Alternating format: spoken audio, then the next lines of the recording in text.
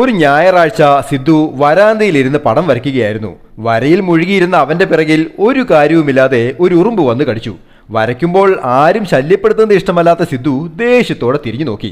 കുറച്ചു നേരം ആലോചിച്ചിട്ട് എന്തോ പ്ലാൻ ചെയ്ത് അവൻ അകത്തേക്കോടി തിരികെ വന്നത് ഒരു ബ്രെഡ് പാക്കറ്റ് എടുത്തിട്ടായിരുന്നു. അതിലൊരു ബ്രെഡ് പീസ് വരാന്തയിലെ മൂലയിൽ വെച്ച് കാത്തിരുന്നു. ഉറുമ്പ് വന്ന് മണത്ത് നോക്കി തിന്നാനുള്ളതാണെന്ന് കണ്ടപ്പോൾ തുള്ളിച്ചാടി. അവൻ കൂട്ടുകാരെ വിളിക്കാനായി പാഞ്ഞു പോകുന്നത് സിദ്ധു നോക്കി നിന്നു.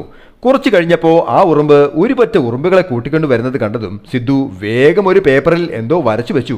എന്നിട്ട് ബ്രെഡ് എടുത്തു മാറ്റി പകരം ബ്രെഡിന്റെ പടം എടുത്തു വെച്ചു. വയറ് നിറയെ തിന്നാൻ കിട്ടുമെന്ന് പറഞ്ഞ് കൂട്ടുകാരെ കൂട്ടിക്കൊണ്ടുവന്ന ഉറുമ്പ് ബ്രെഡ് ഇരുന്നിടത്ത് ബ്രെഡിന്റെ പടം കണ്ട് അമ്പരന്ന് പോയി. കൂടെ ഉണ്ടായിരുന്ന ഉറുമ്പുകളെല്ലാം അവനെ കണ്ണ് പൊട്ടണ ചീത്ത വിളിച്ച് തിരിച്ചുപോയി. അത് കണ്ട് സിദ്ധു അട്ടഹസിച്ചു. തിന്നോടെ കുട്ടാ, വയറ് നിറച്ച് തിന്നോ. ഉറുമ്പ് ഇളിഭ്യനായി സിദ്ധുവിനെ നോക്കി. വരയ്ക്കുമ്പോൾ സിദ്ധുവിനെ ശല്യപ്പെടുത്താൻ അപ്പയ്ക്ക് പോലും ധൈര്യമില്ല.